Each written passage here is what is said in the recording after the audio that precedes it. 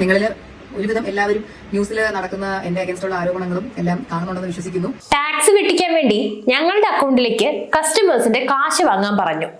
പിന്നെ എല്ലാം പുറത്താവുമെന്നായപ്പോ ഞങ്ങളെ തട്ടിക്കൊണ്ടുപോയി ഭീഷണിപ്പെടുത്തി കൊല്ലുമെന്ന് പറഞ്ഞു.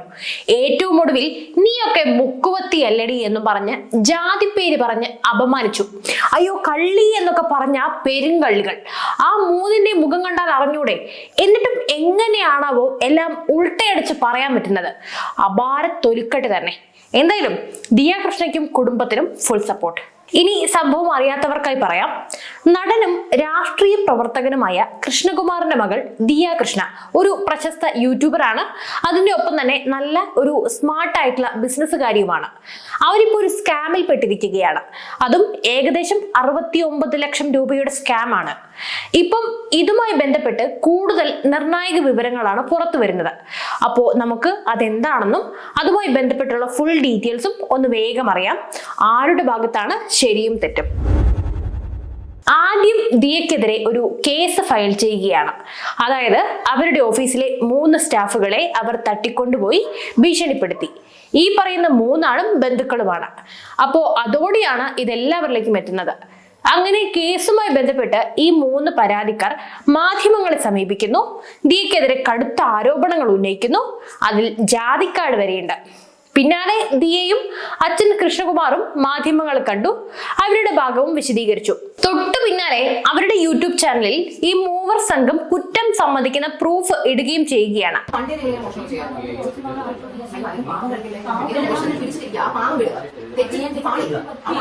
അതായത് നിർബന്ധിച്ച് ഭീഷണിപ്പെടുത്തി കുറ്റം സമ്മതിക്കുന്നതല്ല, ഇവര് കാല് പിടിച്ച് പറയുകയാണ്, അയ്യോ നമ്മൾ വെറുതെ വിടണേ, അയ്യോ നമ്മളൊന്നും ചെയ്തിട്ടില്ലേ, അയ്യോ നമ്മൾ അത്ര പൈസ ഒന്നും എടുത്തിട്ടില്ലേ എന്നൊക്കെ പറയുന്നുണ്ട്. നമ്മൾ ആദ്യം കണ്ട ഈ പ്രസ് മീറ്റിൽ ചുണക്കുട്ടികളായി നിന്നവർ ഇത് ഇവരുടെ മുമ്പിൽ അയ്യോ ഞങ്ങൾ ആത്മഹത്യ ചെയ്യുമേ എന്ന് പറഞ്ഞ് കരയുന്ന കാഴ്ചയാണുള്ളത്. കൂടാതെ ദിയയുടെ കാല് പിടിക്കുക എന്നൊക്കെ പറയുന്നുണ്ട്. ഇതിൽ ഏറ്റവും വലിയ രസം എന്താണെന്നാൽ ഇതിൽ 2 പേരോ മറ്റോ ഈ കൊള്ള മുതൽ കൊണ്ട് വീട് പണി വരെ തുടങ്ങിയിട്ടുണ്ട് അത്രേ. ഒന്ന് ഓർത്ത് നോക്കിക്കേ, അപ്പൊ എത്ര കട്ട് കാണും. പിന്നെ വേറൊരു കോമഡി, ഇവരെ സംഭവ ദിവസം അതായത് പിടിക്കപ്പെട്ട ദിവസം ഉറങ്ങാൻ സമ്മതിച്ചില്ല എന്നും പറഞ്ഞ് മീഡിയക്ക് ഈ 3 പേര് ഒരു വീഡിയോ ഷെയർ ചെയ്തിട്ടുണ്ട്. അതായത് ദിയ കൃഷ്ണ ഇവരെ ഫോൺ ചെയ്യുന്നത് റെക്കോർഡ് ചെയ്ത് വീഡിയോ ആയിട്ട് ഷൂട്ട് ചെയ്തത് മീഡിയക്ക് കൊടുത്തിരിക്കുകയാണ്. അത് കണ്ടാൽ ഇതിൽ ആരാ ശരി തെറ്റ് എന്ന് ഏതൊരാൾക്കും മനസ്സിലാകും.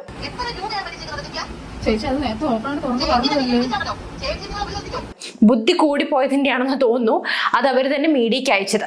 ആ വീഡിയോയിലും ഈ പറഞ്ഞ പോലെ കുറ്റം സംബന്ധിച്ച് നിലവിളിക്കുന്നതാണ് കാണാനാവുക.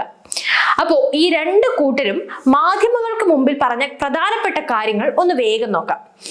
ആദ്യം 3 സംഘം പറഞ്ഞത് നോക്കാം. ഞങ്ങൾ ജോലിക്ക് കയറിയിട്ട് 1 വർഷമായി. കസ്റ്റമേഴ്സിന്റെ പണം ഞങ്ങളുടെ അക്കൗണ്ടിലേക്ക് വാങ്ങിയാൽ മതിയെന്ന് ദിയ പറഞ്ഞു. താൻ വരുമ്പോൾ ആഴ്ചയിലോ മാസത്തിലോ പണമായി കയ്യിൽ കൊടുത്താൽ മതിയെന്നാണ് പറഞ്ഞിരിക്കുന്നത്. പിന്നീട് കുറെ നാളുകൾക്ക് ശേഷമാണ് നികുതിയുമായി ബന്ധപ്പെട്ട കാര്യമുള്ളത് കൊണ്ടാണ് ഞങ്ങളുടെ അക്കൗണ്ടിലേക്ക് പണം വാങ്ങാൻ പറഞ്ഞതെന്ന് പറഞ്ഞു.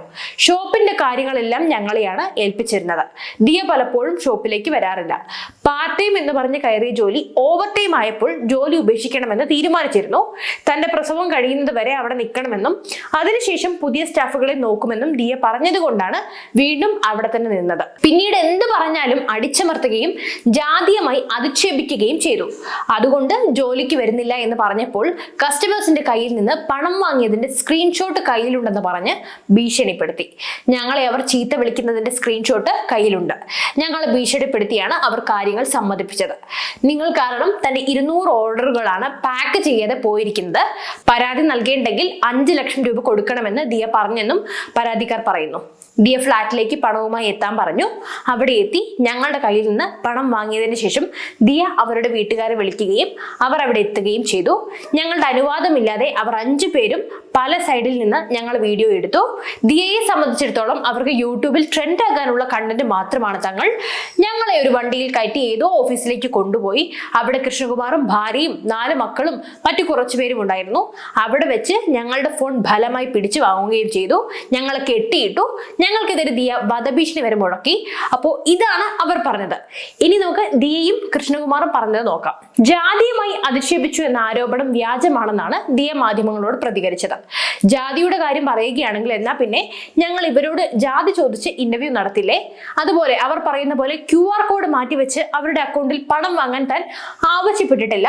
എല്ലാ ദിവസവും പണം പിൻവലിച്ച് എനിക്ക് തന്നു എന്നാണ് അവർ പറയുന്നത്. അത് ശരിയല്ല. അങ്ങനെ പണം പിൻവലിച്ചിട്ടുണ്ടെങ്കിൽ അതിന്റെ CCTV ദൃശ്യങ്ങൾ എവിടെ? പണം കൊണ്ടുവരാൻ താൻ ആവശ്യപ്പെട്ടതിന്റെ ഫോൺ കോളോ വാട്സപ്പ് സന്ദേശമോ ഉണ്ടോ എന്നും ദിയകൃഷ്ണ ചോദിക്കുന്നു. തട്ടിക്കൊണ്ടുപോകൽ ആരോപണവും ശരിയല്ല. ചേച്ചിയുടെ വണ്ടിയിൽ അവർ കയറി വരികയായിരുന്നു, കെട്ടിയിട്ടു എന്നാണ് ആരോപണം. അതും ശരിയല്ല. എല്ലാവർക്കും ഇരിക്കാൻ കസേര കൊടുത്തിരുന്നു, ഭക്ഷണം അടക്കം കഴിക്കാൻ കൊടുത്തിരുന്നു. അതിന്റെ ഒരു വീഡിയോയും അവരവരുടെ യൂട്യൂബ് ചാനലിൽ, അതായത് ഇവരോട് ചോദ്യം ചെയ്യുന്നതിന്റെ ഒരു വീഡിയോയും ഇവരുടെ യൂട്യൂബ് ചാനലിൽ ഇട്ടിട്ടുണ്ട്. ഈ വിഷയത്തിൽ രാഷ്ട്രീയമായി അഭിപ്രായം പറയാൻ താനില്ലെന്നും ദിയ പറഞ്ഞു. എനിക്കറിയാവുന്ന ജീവനക്കാരാണ് അവർക്ക് പിന്നിൽ ആരോ ഉണ്ട്. ഇപ്പോൾ മാധ്യമങ്ങൾക്ക് മുന്നിൽ തത്ത പറയുന്നത് പോലെ ആരോ പറയിപ്പിക്കുകയാണ്. GSTയെ കുറിച്ച് അവർക്ക് വ്യക്തമായ ധാരണ പോലും ഇല്ലെന്നും താൻ ആശുപത്രിയിലായതിനാൽ ഓഫീസ് കാര്യങ്ങൾ ശ്രദ്ധിച്ചിരുന്നില്ല എന്നും ജീവനക്കാരെ വിശ്വസിച്ചാണ് താൻ ആ ദിവസങ്ങളിൽ ചികിത്സയിൽ കഴിഞ്ഞിരുന്നതെന്നും കൃഷ്ണകുമാറിന്റെ മകൾ ദിയകൃഷ്ണ പറയുന്നു. അതുപോലെ കൃഷ്ണകുമാർ പറയുന്നത് ഇപ്രകാരമാണ്. അതായത് ഞങ്ങൾ പരാതി കൊടുത്തതിന്റെ പിറ്റേ ദിവസമാണ് ഈ 3 കുട്ടികൾ ഞങ്ങൾക്കെതിരെ പരാതി കൊടുക്കുന്നത്. അതിന്റെ ഒരു രസീത് അദ്ദേഹം വീഡിയോയിൽ കാണിക്കുന്നുണ്ട്. തട്ടിക്കൊണ്ടുപോകൽ ഉൾപ്പെടെയുള്ളതാണ് കേസ്. പക്ഷേ ഇതിനെതിരെ ഞങ്ങളുടെ കയ്യിൽ തെളിവുണ്ട്. ഇതെല്ലാം പോലീസിന് നൽകിയിട്ടുമുണ്ട്. എന്നാൽ പരാതി നൽകിയവരുടെ കയ്യിൽ അങ്ങനെ യാതൊരു തെളിവുകളുമില്ല.